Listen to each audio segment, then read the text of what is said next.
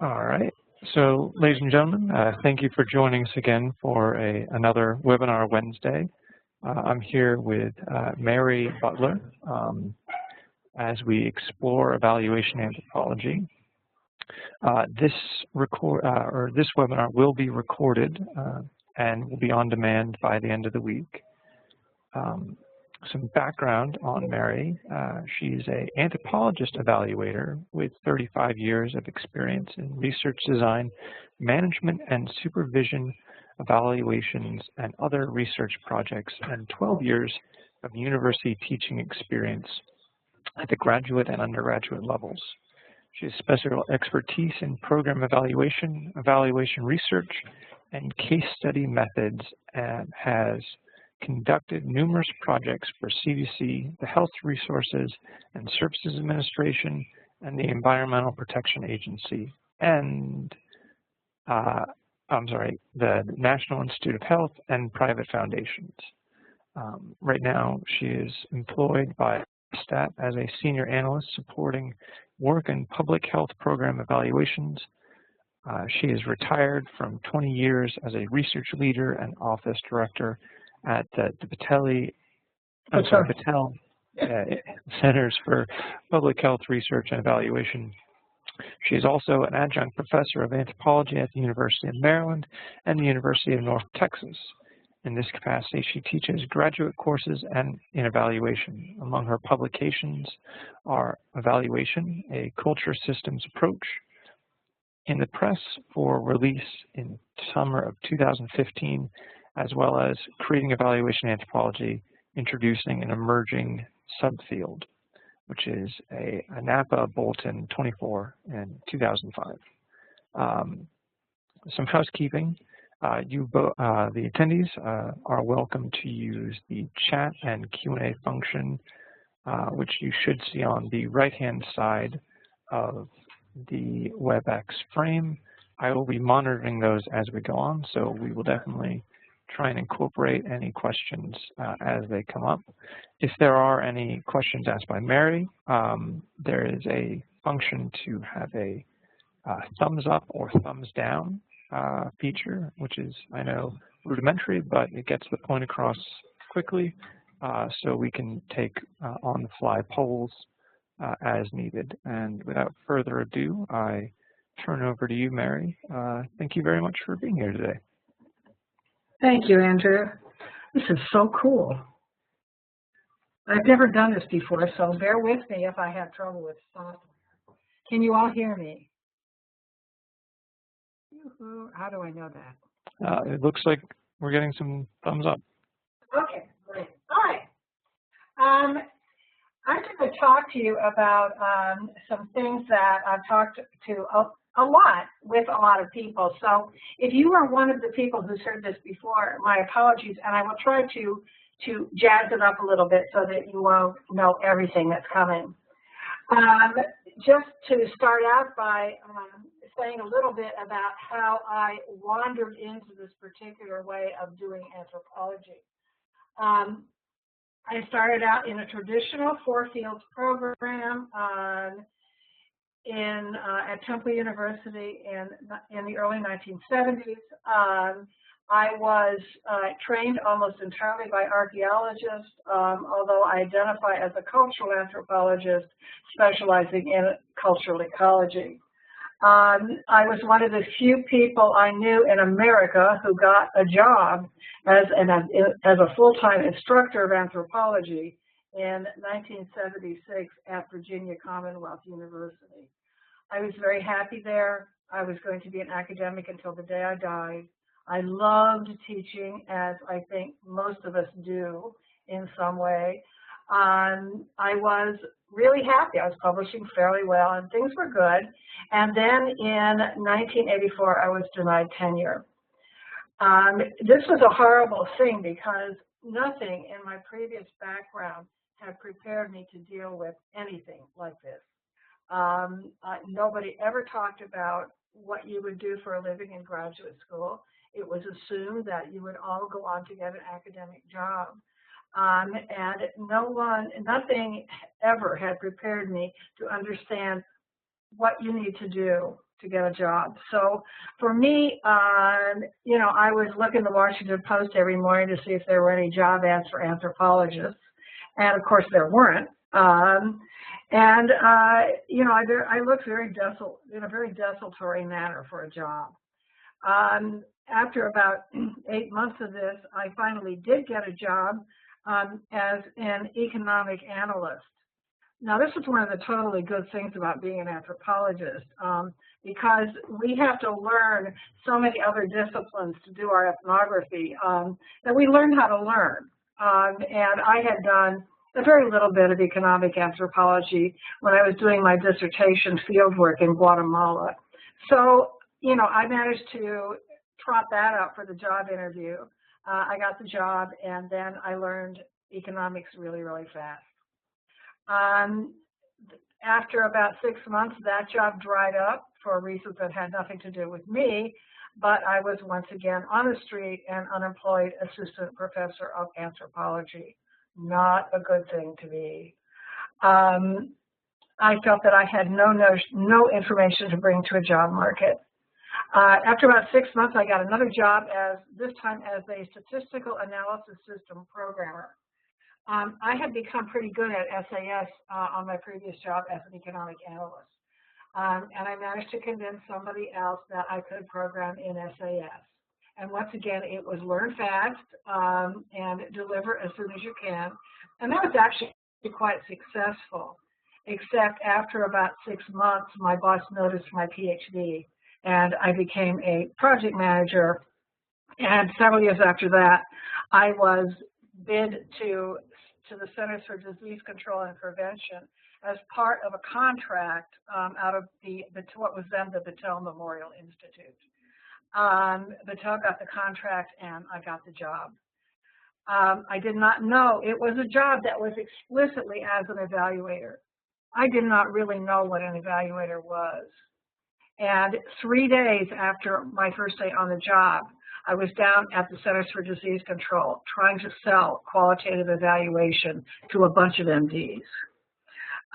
This was challenging, but I discovered that it was actually pretty easy to sell anthropology to MDs, because while the guys at CDC, the guys and girls at CDC were trained as epidemiologists, they all had masters in public health with a specialty in epidemiology.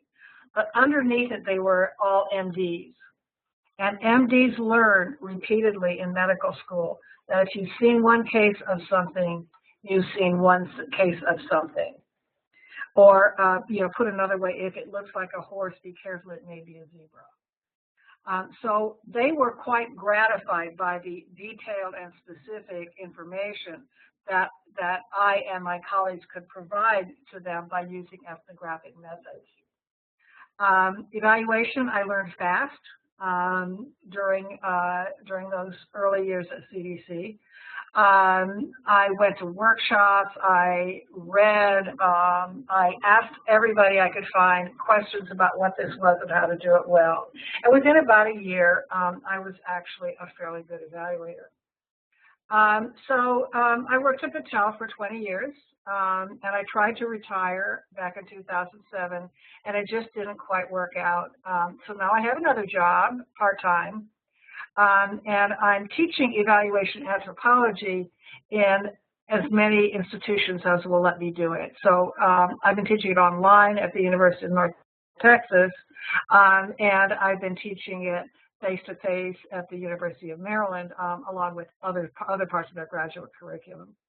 So, you know, between having done that and having written a book, I have really recreated in retirement the academic career that I felt that I lost when I left VCU. So it's been hugely gratifying. Evaluation is a dynamite career for anthropologists.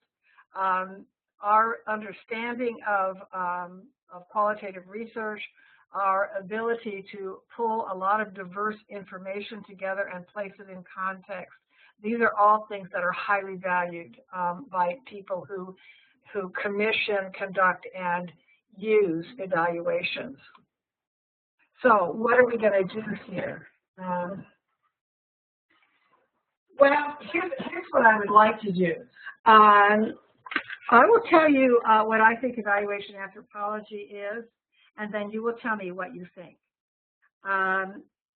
Evaluation anthropology is still a very flexible idea. It's still taking shape, and everywhere I go, I ask for input as to what it is and what can be done with it. The whole concept of evaluation anthropology came together in, I can never remember if it was 2001 or 2002, at the AAA meetings in New Orleans. At that time, about 30 of us who had been doing evaluation found each other and got together to talk about not just evaluation, but how we could make evaluation part of anthropology, how we could pull these things together, link them to anthropology, and provide what has turned out to be a very nice job niche for practicing anthropologists. We never converged on a single idea, but we decided that the concept was valuable enough to take it on down the road. There were two results of that first meeting. Jackie Copeland-Carson and I edited a volume, a Napa Bulletin, on what evaluation anthropology was. And in that volume, we tried to develop some of the theoretical infrastructure for evaluation anthropology, both from evaluation and from anthropology. And we brought in a lot of anthropologist evaluators to try to demonstrate to people concretely what it was that an evaluation anthropologist could do. The other result from that early meeting was the Evaluation Anthropology Interest Group, which is an official part of NAPA. The EAIG has been in place now for about 10 years. We meet at AAA meetings, and we meet at meetings of the American Evaluation Association. To tell you the truth, and this may not surprise you very much, we have been much more successful at selling evaluation anthropology to evaluators than we have been in selling it to anthropologists. I'm not sure why this is, but I think it has to do with the fact that most evaluators are, to some extent, practitioners, non-academic in their jobs. And so they're more open to hearing about this way of practicing anthropology that is very meaningful and very productive to the world out there. And in the Napa Bulletin, Jackie and I were quite hesitant to define evaluation anthropology, kind of letting each paper in the volume speak for itself. However, I've taught this several times over the past few years, and when you teach, the pressure is really on you to define what you're teaching about. You know, you can't really say to a graduate class, you figure it out, at least not completely. So I've come up with an idea of what it would be like, but I always want some discussion of what this is.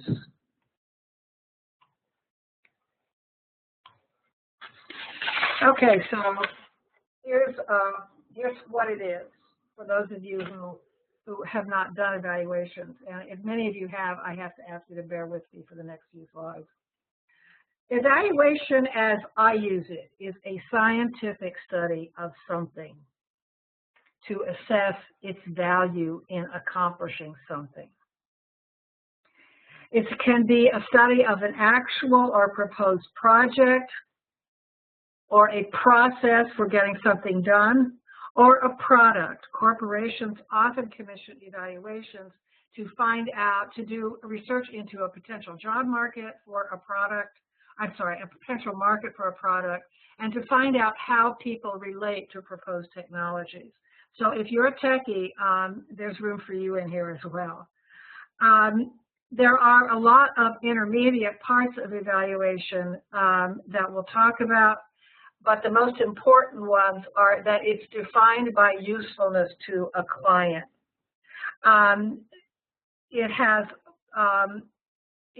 The question is always there as to what action can be taken as a result of this evaluation. So it starts with an end in mind. And evaluations, by definition, generate knowledge for decision making. For this reason, a key element in their design is getting across to the evaluation team what it is the client needs to do with this evaluation. So it's oriented to client needs, to taking some kind of client action, and to generating the knowledge that is needed for people to make decisions about how to go forward with various things.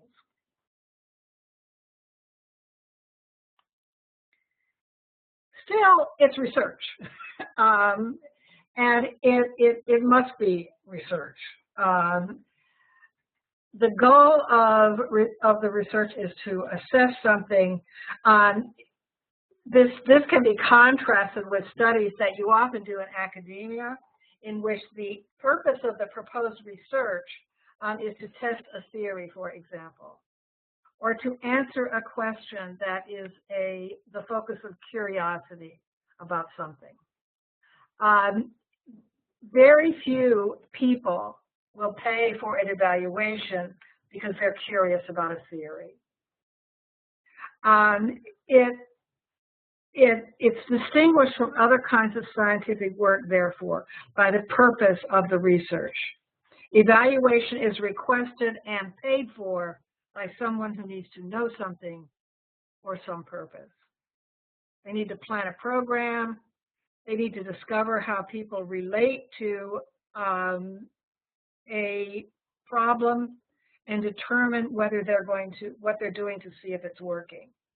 The problem is defined in consultation with the users or stakeholders. Stakeholder is a very important term in evaluation. All it means is that it's a person who has some interest in the outcome of the evaluation, not in the outcome of the project being evaluated, but in the evaluation.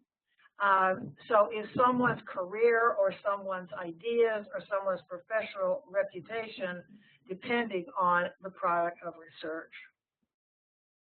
The product of the research may be knowledge, or it may be recommendations for action. Sometimes all people want is a summary and conclusion of the research study.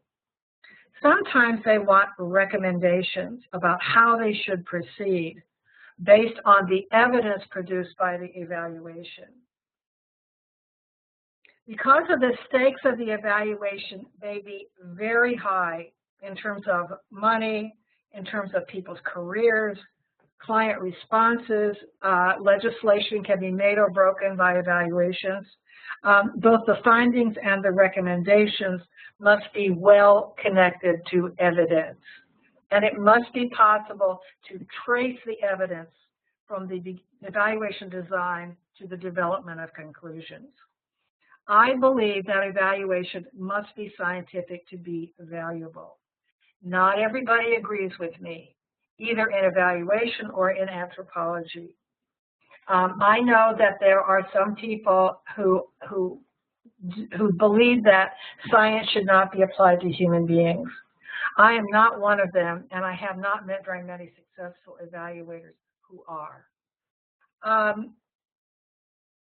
Next.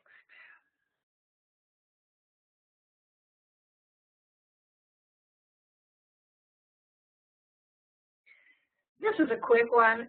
This is how do we do it. And basically, this is the CDC framework for program evaluation. I use this one a lot because much of the evaluation I did for CDC was done for CDC. It's illustrative of the process of evaluation, and it's been thought out by a lot of experts, including me. I was part of the team that developed it. And it's one example of how the process can work. Basically, it's a process you use in most research. You talk to the people who are commissioning the research for what it needs to be. You describe the thing you're evaluating. You do the evaluation design. You gather evidence. You justify conclusions, and then you disseminate so that people will use the lessons learned in the evaluation to develop better things in the future.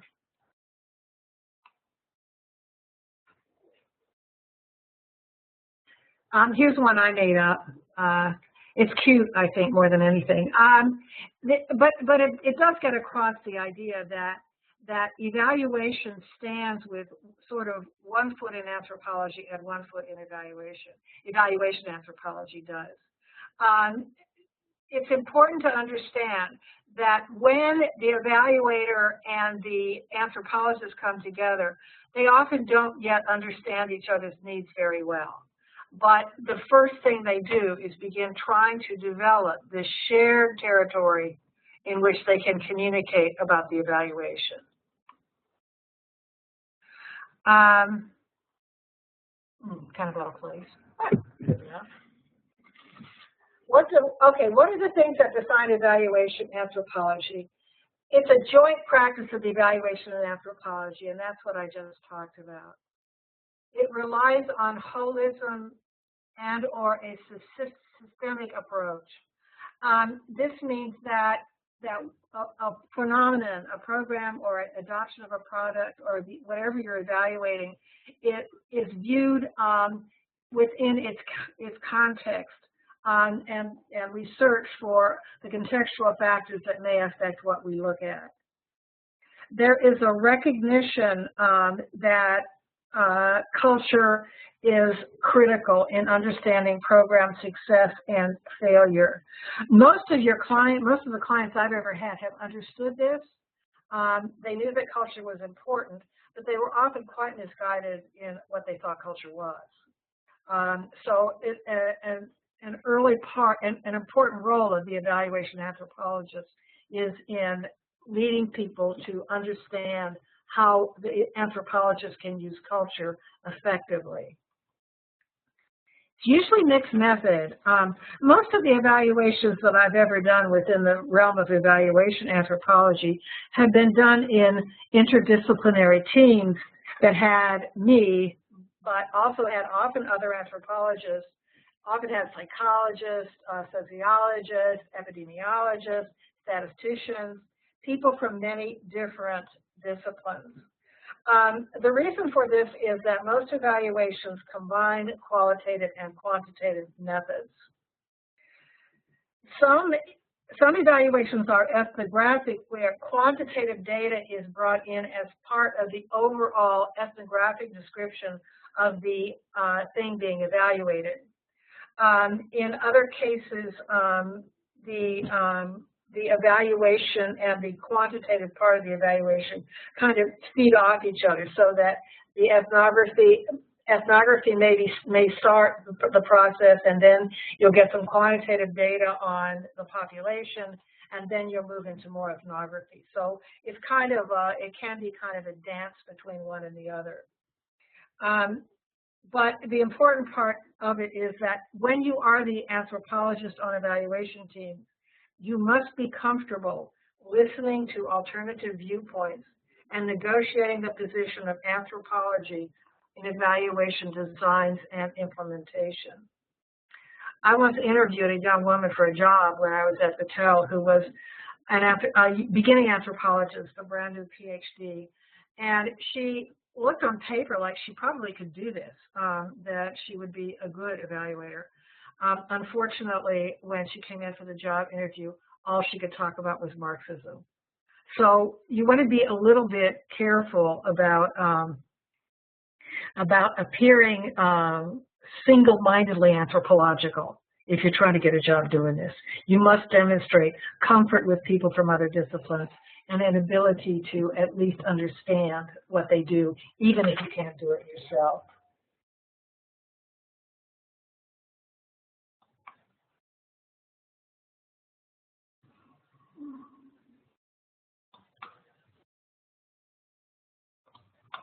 Okay.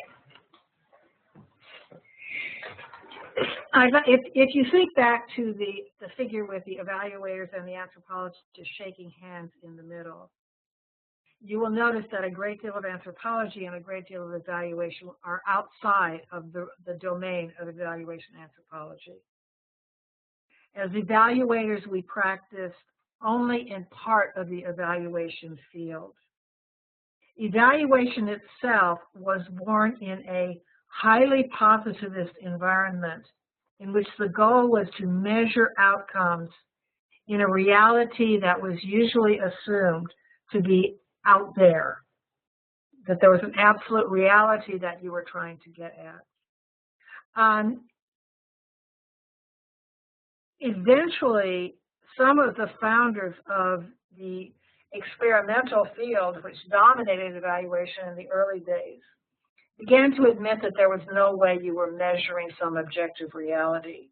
When you're looking at human behavior and the variability that shows up in relation sometimes to nothing you can detect, it's very hard to remain positivist, and very few anthropologists try to do this.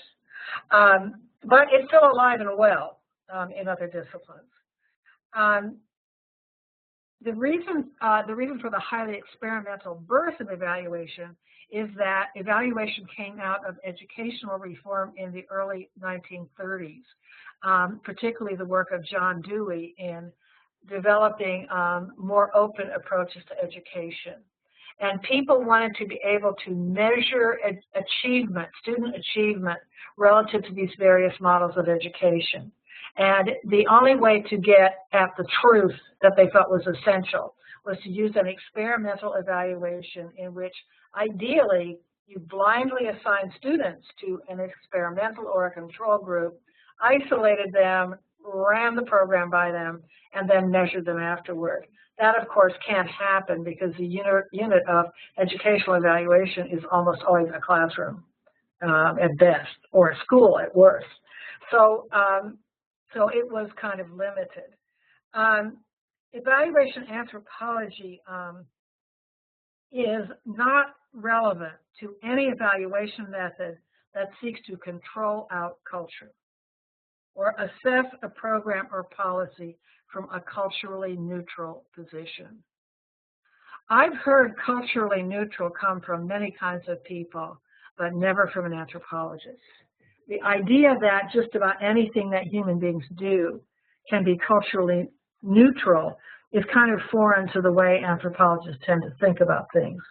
Nonetheless, you should be aware that it's out there and you should be on the lookout for it. There are people who believe that you can bracket culture, set it over on a side table, observe what you're observing, and not worry too much about the cultural effects. One of the reasons why we're popular as evaluators is that we don't do that. Evaluation anthropology is also not relevant to kinds of evaluation that seek to model the evaluation mathematically using things like general linear models, for example. It's really interesting, and in fact, I did a linear model for my doctoral dissertation, and I love to play that way. But you can't throw. If you do this with humans, with cultural behaviors, you wind up throwing most of what's interesting into the residual term. So if someone wants to mathematically model social process, that's very hard to do if you're interested in culture. Finally, econometric or economic evaluations. These are very popular right now, particularly under a particular kind of government accountability where people feel that you can measure the marigolds, compare the measurements of various marigolds, and decide which marigold to pick. It's kind of hard to get culture into cost models. Cost benefit and cost effectiveness studies are part of evaluation, but I've never had much to do with them. I've done evaluations where they were there, but they usually went out to the economists and they came back in a form that was often interesting, but often not terribly relevant to what we came out with.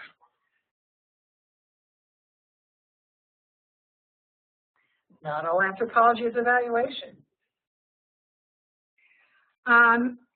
Anthropological approaches that rule out science, or evaluation approaches that rule out science, are, I think, less than useful. They have little credibility which is one of the most important things in a policy context where people are making decisions based on what you found out.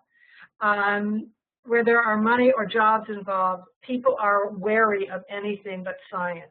Does that mean you have to be experimental? No, of course not. But it does mean that you need to use evidence-based approaches that will produce some evidence that can be mutually understood by a number of different kinds of players. Most anthropologists who do evaluations are cultural or social in their orientation. That doesn't mean that people from other parts of anthropology couldn't be evaluators. And in fact, many linguists are. They can if they're willing to dabble in culture. Other kinds of anthropologists are just inclined to do other things. Archaeologists tend not to be terribly interested in evaluation approaches, and biological anthropologists I just never worked with. There's no reason they couldn't be involved. I just never worked with any. Evaluation is about making judgments of the worth of things. Any stream of anthropology that demands value neutrality throughout the process can evaluate. This doesn't mean that we don't do everything we can to detect, acknowledge, and correct for our own biases. We try to surface and work around our own ideas of what should happen. This is common to ethnography. I mean, you're always trying to kind of get rid of the filters that may obscure what it is that you're trying to look for. The recommendations developed at the end of evaluations are recommendations that are derived from data and not the evaluator's own idea of what must happen. This puzzled me a lot at first because who am I to advise CDC on how to slow the spread of STDs? But in fact, what they wanted was not my opinion. They wanted the evidence I had gathered at the end of an evaluation process. And the linkage of your conclusions to the data must be explicit. This is where we get to the science part of stuff. You're trying to illustrate, demonstrate to people outside of the evaluation team the weight of the evidence that you've been able to accumulate, both quantitative and qualitative, and how it relates to the questions that you started to answer at the beginning of the evaluation. Finally, extremist positions on just about everything are not so great. You can sometimes get away with them in particularly rarefied academic departments. You can't really do that in the real world. It's not that they're not out there, but they can't do the kind of evaluation that I'm talking about. One last thing, I learned in graduate school that eclecticism was a sin, that eclectic approaches, changing from one approach to another as appropriate or mixing approaches, was not valid because you could always pick the method that gave you the answer you wanted. I have learned in practice that eclecticism is essential. It's just the way interdisciplinary teams of people can and must work. So I quit worrying about eclecticism at some point in the past.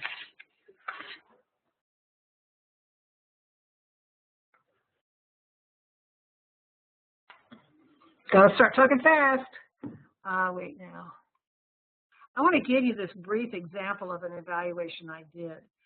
This was an evaluation that I and a team of evaluators did for the Centers for Disease Control and Protection and the Mexican Ministry of Health a few years ago. The goal of the project was to track tuberculosis across the border in order to complete treatment.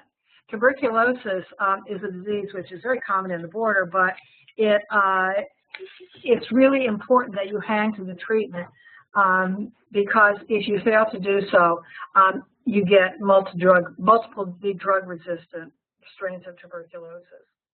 In this program, participants, that is people with tuberculosis on either side of the border, were issued with a card that had their case data on it and a referral source in the other country for providers to check with to find out what kind of treatment the person was getting. And the participants were told to present that card when they got to the clinical person on the other side of the border, and then there was supposed to be a binational tracking system to ensure follow-up.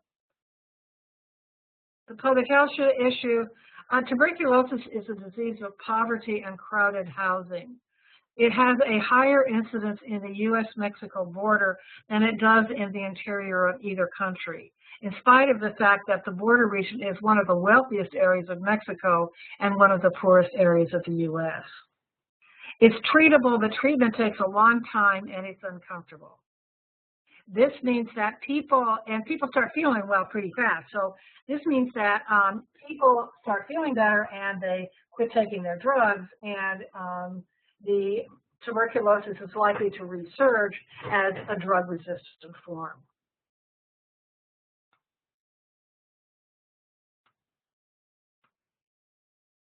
The anthropology of the situation, very interesting. Border culture is distinct, the culture in the interior of either country, and it contains rules for navigating this particular situation. People live in the border. They don't live on one side or the other of the boundary. And they, for example, U.S. Mexican people living in the U.S., they send their kids over to the border to go to school because they think the discipline is better. Similarly, pregnant women come to the U.S. for health care and to have their children born in the U.S. There are two kinds of migrants. One kind live there. They're permanent residents of the border. Their families have been there sometimes for 400 years. The other kind are people of many nationalities who are passing across the border, heading for destinations to the interior of either country. In the U.S., they go to Los Angeles, Seattle, Chicago. In Mexico, they tend to go down to central Mexico, Michoacan, Oaxaca, places in the center that don't have the world's best employment opportunities. While the border is experienced by residents as a uniform society, there are influences coming from both sides. This can create suspicion and conflict. Often, for example, Mexicans are treated by white law enforcement personnel as illegal, even if their families have lived in the border for 400 years. They still have to go through the exercise of demonstrating that they are citizens of the United States. Another problem, the policy decisions were made in Mexico City and in Atlanta or Washington. Both of these agencies, the Mexican Ministry of Health and the U.S. Centers for Disease Control, were more concerned with, as an organization, were more concerned with populations in the interior of their countries than with the border. The Mexicans, for example, really wanted us to put a TB control and treatment program in Oaxaca. And their argument was that was where they needed it the most, which was indubitably the truth. But that was not what the U.S. side was about.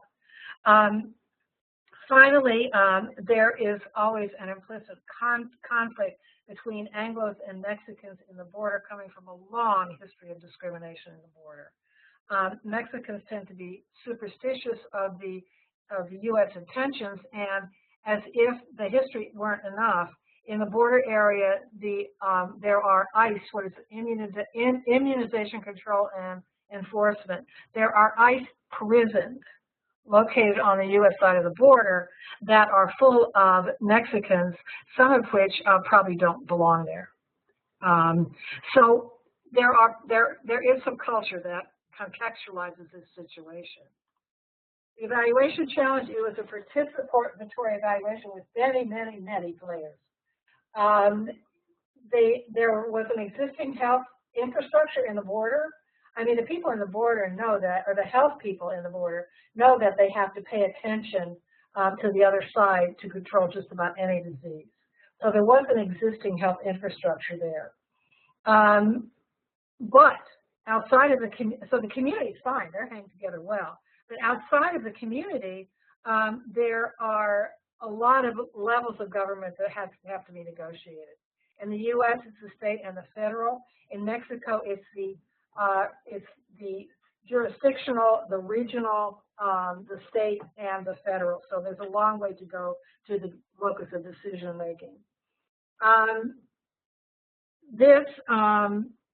This complex multi-level structure was integrated for the purpose of the evaluation by developing an evaluation working group of 20 or so members. The advisory group, this evaluation group, had complete control over the design. The political sensitivity of this evaluation, however, was such that that people on both sides were so nervous about offending someone from the other side that they didn't try to do anything that wasn't pretty vanilla. And this is often a problem in international programs, so make a note of that. So the population was one attracting a very low prestige in a highly mobile population. Finally, there was very little funding for evaluation. We had to use the evaluation work group because I was the only evaluator who was being paid as an evaluator. Soon we found out everyone in the healthcare system liked the program. What's not to like? Health providers in particular really thought it was great. It built on strong existing cooperative infrastructure across the border that could be utilized to develop a better TB control program. More cards were passed out in Mexico than in the U.S. Fewer cases completed referral in the U.S. than in Mexico. And there was lukewarm political support in both countries. I'm going to show you a piece of data, and I want you to tell me why you think that they are the way they are. These are the cards that were given out in Mexico and the U.S. respectively. You see the Mexicans gave out slightly more than the U.S. people did. These were the cards that were received on the U.S. and Mexico border. That is, the cards that successfully made the transit from a clinician on one side of the border to a clinician on the other. You'll notice that in Mexico, 147 cards were given to Mexican clinical officials by Mexican citizens coming from the U.S. You notice that in the U.S., only 17 cards were returned to clinical officials by U.S. citizens returning, or by people returning from Mexico, out of 488 cards given out. What do you think? Why is that? Andrew, are you on top of this? Yes, ma'am. Looking through the chats now, and you can respond in the chats window. Chats. Yep. Or I should say the attendees can respond in the chat. Okay, cool. Attendees, what do you think?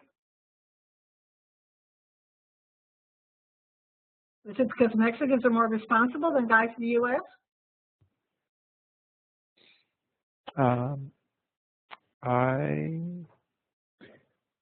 People might be a little sleepy. Oh, here we go.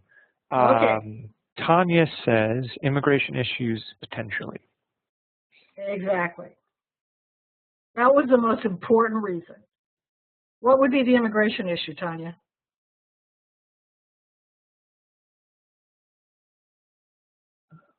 Let's see. And Heather brings up that there are difficulties in border crossing, fear of getting caught, or access to medical care. Exactly.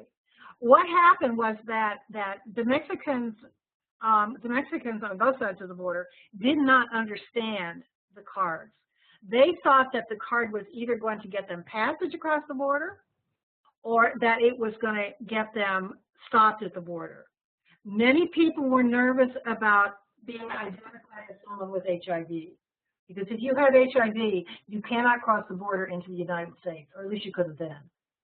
You know, so basically, it was very difficult for the people who crossed the border to have faith that a card carried across the border was not going to get them in trouble on the other side. I see lots of comments. Is there anything else? Am I looking? I'm not finding the. Oh, where's the chat thing? Oh, here it is. Okay. So yeah, Mexicans are afraid of U.S. U.S. officials, particularly given the fact that there are these ICE facilities in their neighborhood. And they usually know people who are in those facilities.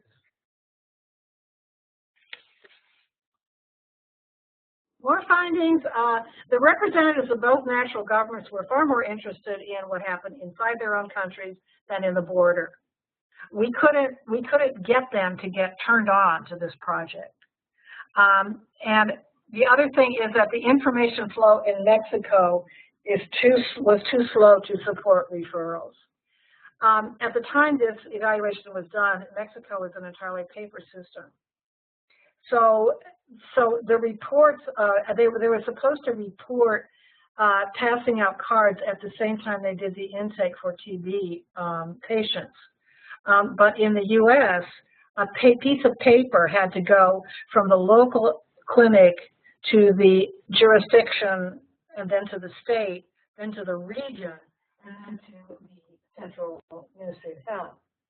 And when it got there, it was entered into the national database, and then it had to go back to the state, back to the jurisdiction, back to the local level. It sometimes took 3 or 4 weeks for the Mexican system to find out if someone had obtained a card or had taken a card across the border. And because of that, it was hard to understand exactly how the cards were moving. And then the why.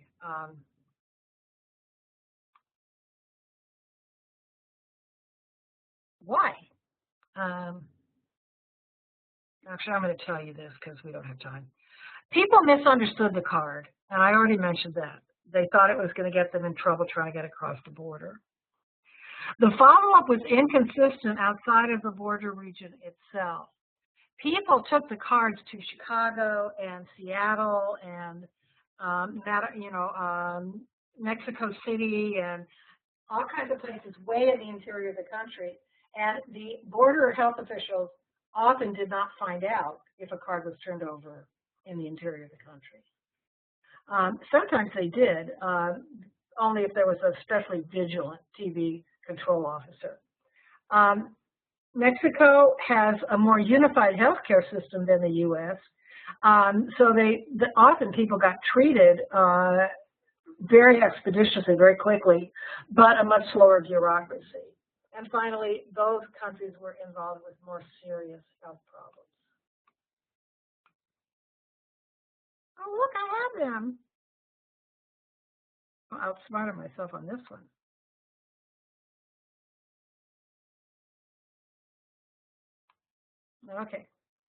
Okay, so back to the main issue. How do we integrate anthropology and evaluation? It needs to build on both anthropological theory and methods. Don't just let them borrow your methods, because they will often use anthropological methods like ethnography in ways that take the data out of context. So it has to be a blend of theory and method. Interdisciplinary teams are common in evaluation, but not intuitive to anthropologists. Many anthropologists are pretty lone wolves. And finally, we have to resign from some debates in both anthropology and evaluation. I already mentioned the one around eclecticism. You could probably come up with some others. Okay. The science humanist debate. It just doesn't make sense to argue this with each other. As long as you can agree on a theoretical basis for your evaluation, it doesn't really matter. Most of us spent most of our graduate years arguing this one on and off. There is no answer. And you find exactly the same debates in the evaluation literature. It's a key issue in the social sciences. I already talked about the scientific nature of evaluation. However, methodologically, the data that we collect are qualitative. So we have to, we have to compile them in an evidence-based way, but you don't ever have to do anything quantitative. unless you do. You certainly, however, can eschew scientific method in anthropology. You can do anthropology perfectly well if you believe that science is bad for people, but not an evaluation. Finally, I found myself in the middle of the qualitative and quantitative debate for many, many years. Once again, there is no answer. The method which is best is the method which is the most appropriate. Neither qualitative methodology nor quantitative methodology in and of itself will produce answers to things. And finally, what you need to know to do this. You have to be a good anthropologist. You have to know your own craft. So one of the things I get to evaluation teams. I have a lot of anthropologists doing evaluation. In terms of non-anthropologists, a practical experience doing ethnography. If you're a student, do it. If you're a professor, require it. Comfort with quantitative methods. You can't be one of these people who get sent into the closet by the mention of a regression. You won't need to do quantitative methods, usually, but you should understand what they do and what kinds of information they produce. A course in statistics is very, very, very useful, not only for evaluation, but for a lot of stuff you do in practice. Finally, and learn in vivo or something like that. Learn to do qualitative analysis in such a way that other people can follow your logic. If they can't, then you will not succeed as an evaluator. Anthropologists can be really parochial in their discipline. Learn to enjoy learning from people from other disciplines. Finally, learn evaluation. When I started evaluation, I had to ask people what it was. It was kind of embarrassing. If you intend to look for evaluation anthropologies, read some books, or talk to some people who do it, or take a course. There are a lot of organizations, particularly in evaluation, that offer courses for practicing professionals. And I've taken several of them. The Evaluators Institute is one of them. There are others, however. The other thing is that one of the best deals in scholarship in the United States is membership in the American Evaluation Association. It costs $40 for students, $80 for professionals, and you get 2 journals. So that's it for me, and I've left you very few minutes to talk, but let's hear what you have to say. Andrew, are you there? Yeah. All right. We do have time for some questions, and so you can send questions to us at the chat or Q&A tab. The first question that came in was, what do you like most about evaluation work as an anthropologist? Oh, you get to do some really good ethnography. Evaluations tend to be conducted in areas that are highly political. People usually evaluate programs because there's some policy at issue or there's some problem that they need to resolve. And what you get to do is you get to talk to all of these different people with different stakes in what's happening, and you get to pull it all together. Some of the best ethnography I've ever done, I've done as an evaluator, and it's usually around very interesting problems. So that's my favorite thing about it. Yeah. No, and so, as a evaluation anthropologist, how do you see the role of empathy playing both as an evaluator and as an anthropologist? Oh wow, huge. I think that one of the reasons why those of us who have done ethnography do well is because we've learned, often the hard way, that you need to keep your heart open to the people you work with. You can't, none of us will ever be a calculating machine. None of us will ever be a neutral observer of human beings. This, I think, is one of the problems with quantitative methodologies taken alone. As an evaluation anthropologist, I have remained an anthropologist. And I am very careful to listen to the points of view of as many people as I can find, most especially the points of view of people who were not recommended to me by the client. And it takes some digging to find that, but that's the only way you're going to understand the position of stakeholders who are not immediately obvious and who may have a lot to gain or lose by this evaluation. So, you know, you got to listen to people and try to understand their position as well as you can.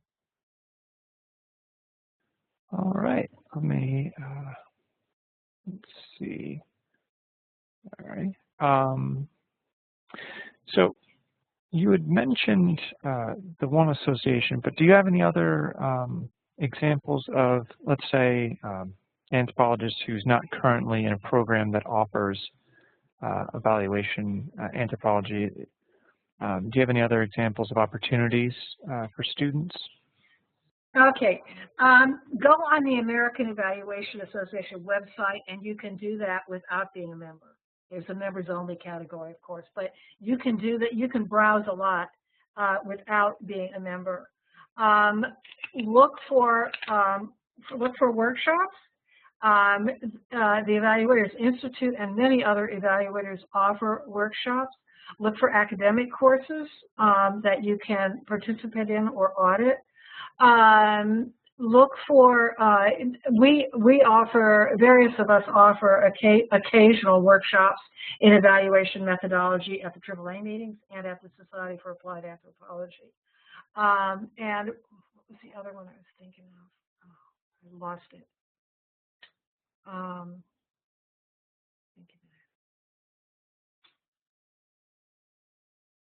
Oh, the other thing the American Evaluation Association has, although I don't know if it's for members or non-members, they have all kinds of seminars and coffee things and you know, online discussions like this one that come from evaluators, and they're very helpful in learning evaluation. So basically, you just have to take whatever opportunities there are to get smart. Also, you can read my book. Which expands a lot on the things I've said here, but it's much more detailed on method and methodology than I've been able to be in this brief time. Yeah, unfortunately, I think we are, see some people are needing to go to other meetings. Okay. And I think we're getting to the end, but if it's all right with you, Mary, I would suggest the attendees send me any questions that they would like answered, and I'll pass them on to you, and then we'll put up a blog post or an AN article answering the rest of these questions. I would be very happy to do that. That sounds great. No, thank you very much. I'll be very happy to do that. And thank you very much to everybody. I can't tell you how much your questions mean to me. So do send them in to Andrew and let me know what they are, and I promise to get back to you. And just, I forgot to mention, so my email is arussell@aaanet.org, and that's also all over the website, so you can find it pretty easily there. And just as